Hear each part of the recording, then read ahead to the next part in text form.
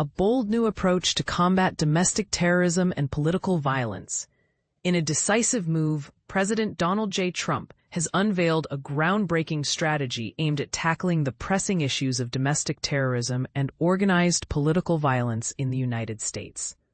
This initiative, formalized through a National Security Presidential Memorandum, NSPM, sets forth a detailed plan to investigate, disrupt, and dismantle the various stages of political violence and domestic terrorism that threaten our society.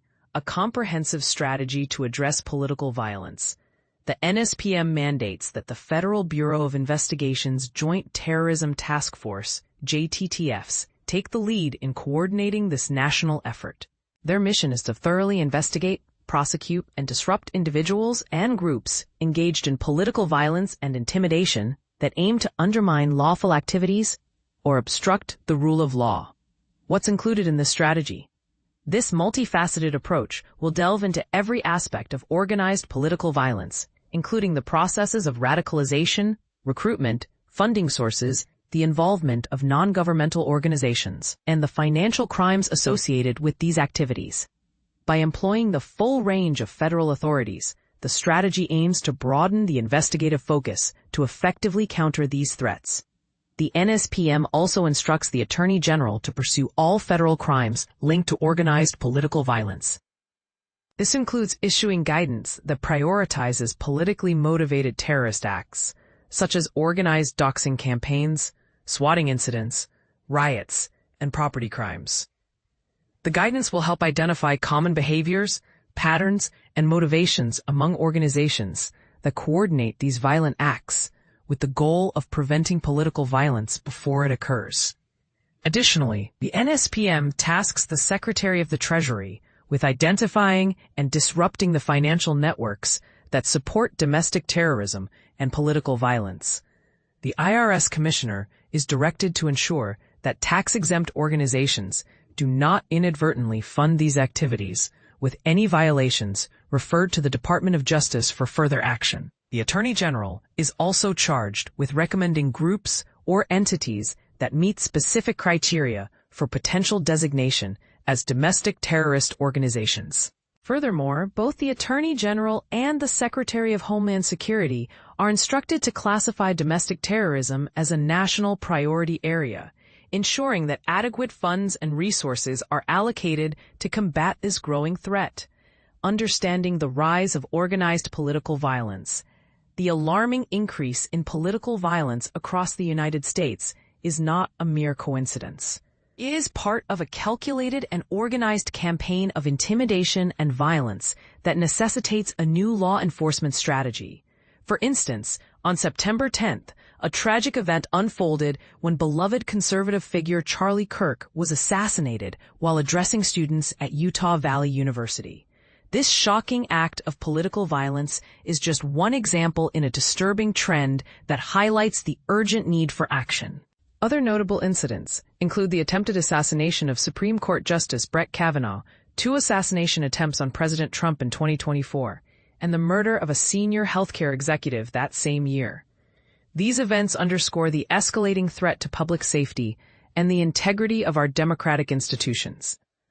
Moreover, anti-police protests and riots have resulted in numerous fatalities and injuries, causing over $2 billion in property damage nationwide. Since January 21, 2025, attacks on ICE officers have surged by more than 1,000%, with a recent shooting targeting an ICE facility in Dallas leading to multiple casualties. This wave of political violence stems from coordinated efforts to isolate and dehumanize specific targets, justifying violent actions and obstructing law enforcement. These actions are often framed under the guise of self-identified anti-fascism and anti-American ideologies. To effectively counter this violence, a new law enforcement strategy is essential, one that investigates all participants in these conspiracies, including the networks, organizations, funding sources, and actions that enable them. Reaffirming American values in the face of violence.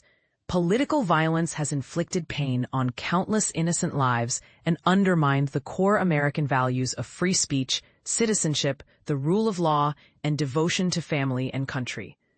President Trump has stated, "For years, those on the radical left have equated wonderful Americans like Charlie Kirk with Nazis and the most heinous criminals. This kind of rhetoric is directly responsible for the terrorism we are witnessing in our country today, and it must cease immediately. My administration will track down every individual and organization that has contributed to this atrocity and other acts of political violence, including those who target our judges and law enforcement officials, as well as anyone who works to maintain order in our nation.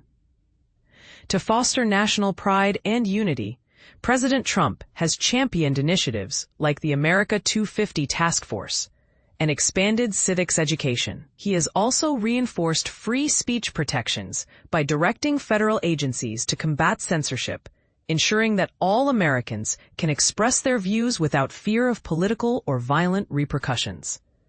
In a bid to restore order in the nation's capital, President Trump declared a crime emergency in Washington, D.C., prioritizing the safety of residents, federal employees, and democratic institutions. Furthermore, he has designated Antifa as a domestic terrorist organization, directing the federal government to investigate and dismantle any illegal operations associated with Antifa or individuals claiming to act on its behalf. What are your thoughts? This new strategy raises important questions about the balance between security and civil liberties. How do we effectively combat domestic terrorism without infringing on free speech? What role should the government play in regulating political discourse? We invite you to share your thoughts and engage in this critical conversation in the comments below.